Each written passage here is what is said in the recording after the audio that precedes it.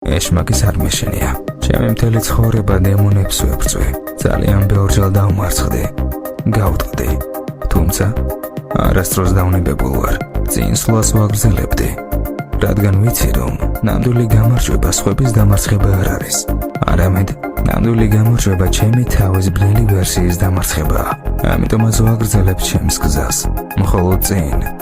იმ მიზნით, რომ ეშმაკს საკუთარ თამაში დავამარცხებ.